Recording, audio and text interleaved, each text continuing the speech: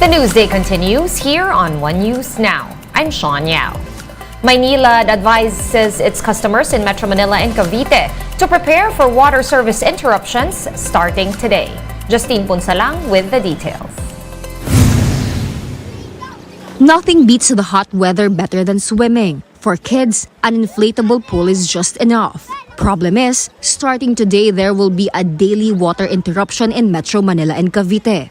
Parts of Caloocan, Makati, Malabon, Manila, Navotas, Pasay, Quezon City, and Valenzuela will experience little to no water pressure for 14 hours from 4 p.m. to 6 a.m. the following day. Starting tomorrow, other parts of Manila will have water interruption from 11 a.m. to 6 p.m. until 7 p.m. in Caloocan and QC and until 10 p.m. in Navotas and Pasay. For parts of Makati, Malabon, and Parañaque, as well as Bacoor, Imus, Cavite City, Kawit, Noveleta, and Rosario in Cavite, residents will experience water interruption from 11 a.m. until 8 p.m. While BF homes that straddles both Las Piñas and Parañaque will have no water for 14 hours from 11 a.m. until 1 a.m. According to Maynila, the water level in Angat Dam is currently high, but because of the dry season, they are expecting less rains which could cause the rapid depletion of water in Angat and other dams.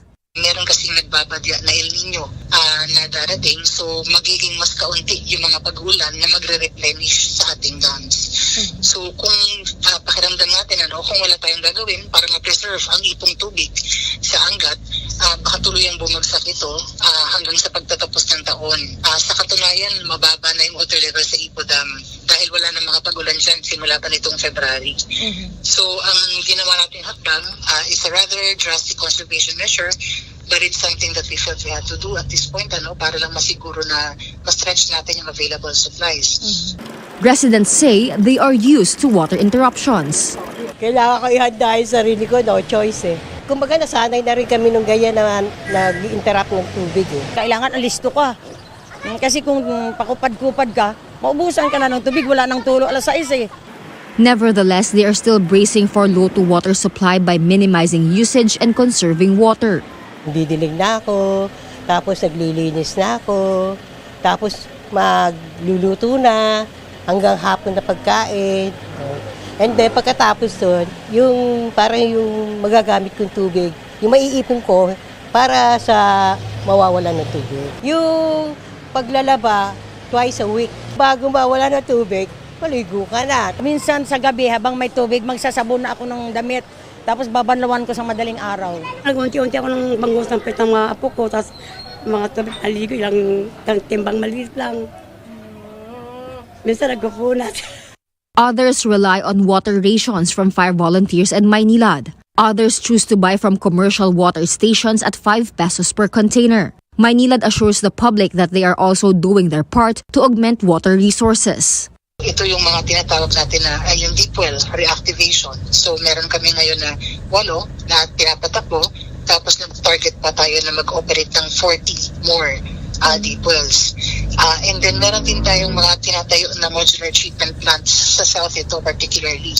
One will be partly operational by May and could produce up to 5.5 million liters of water daily. By September, 2 plants in Imus will be fully operational and the remaining 2 in Bacoor will also be running by the first quarter of next year. However, Maynilad says they don't know when the daily water interruption will stop and water supply will normalize. They said they would have to wait for the rainy season when dams would fill up once again. For News 5, Justine Punsalang. We are One News. And Pag-asa is reiterating its reminder to take precautions against the extreme heat. Today, the heat index in Sangli, Cavite and Nueva Ecija is projected to hit 36 degrees Celsius. In Pasay City, the forecasted heat index is at a high of 35 degrees Celsius. Tomorrow, March 29, Catbalogan and Tacloban will be the hottest at 39 degrees Celsius, while a real feel of 38 degrees Celsius is expected over in General Santos City. Pag-asa says these temperatures fall under the extreme caution level, where heat cramps and heat exhaustion could occur. And one public health expert is warning against consuming some types of beverages amid the scorching heat. Dr. Tony Liachon says that consumption of sodas, coffee, energy drinks, and alcohol should be minimized since these drinks exacerbate dehydration. Instead, Dr. Liachon suggests drinking water or coconut water. Temperatures here in Metro Manila could reach up to 40 degrees Celsius in the coming months, according to Pag-asa. The best natural drink would be coconut water. I think that would be safe rather than soda.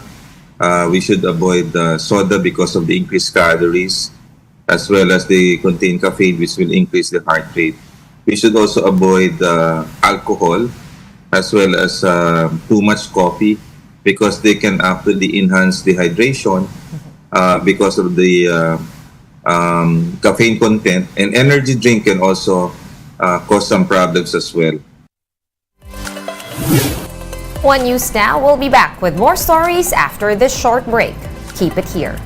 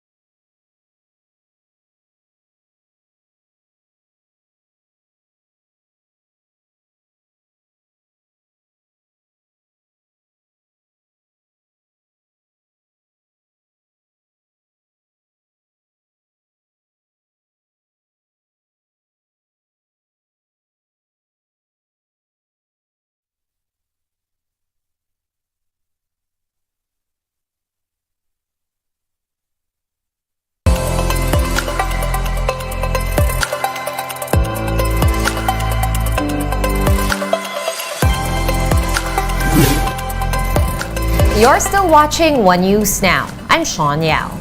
Congressman Richard Gomez is opposed to the full devolution of the executive branch's functions to local government units.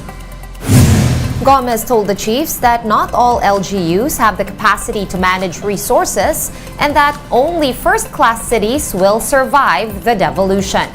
Gomez also warned that forcing LGUs to autonomy could lead to the poor delivery of basic services to their constituents. The Marcos administration is currently reviewing Executive Order 138, which mandates the handover of national government functions to local government. Fail yung karamihan ng LGUs. Ang talagang matitira lang are the first class cities. Yung talaga yung mga bilyonaryo eh. Pero yung mga maliit na mga syudad, lalo na yung mga maliit na mga munisipyo, they will not survive full devolution. That's why kailangan talagang pag-aralan itong EU 138 na binigyan ngayon ng order ni Presidente BBM na i-review. And a student athlete died while playing football for the Colegio San Agustin varsity team. The school confirmed this in a statement, saying that the student was participating in a varsity game outside CSA on Sunday when he collapsed. He was brought to the nearest hospital but could no longer be revived. CSA noted that the cause of the 8th grader's death is still unclear at present, as the hospital needs to run more tests. Meanwhile, CSA's legal counsel, Attorney Christine Carmina Manaog, says that the student had no prior illness based on school records. Grade 8 student.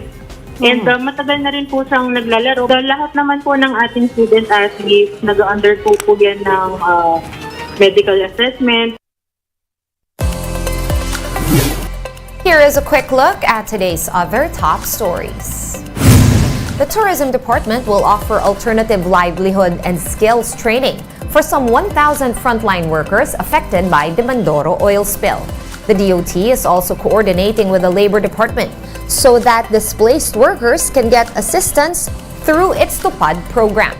At present, 63 tourism sites are directly impacted by the oil spill.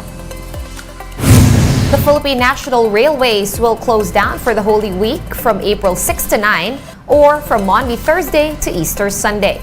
PNR management will use the break for its annual maintenance and repairs. Trains will be operating at regular hours until April 5, with additional personnel to be deployed in anticipation of the influx of travelers. Manila Water will conduct maintenance activities in some parts of Rizal and Metro Manila. This will cover barangays in Taytay as well as portions of San Juan and Quezon cities. The maintenance work will be on March 29 and 30. One News Now will be back at 5:30 p.m. I'm Sean Yao. We are One News.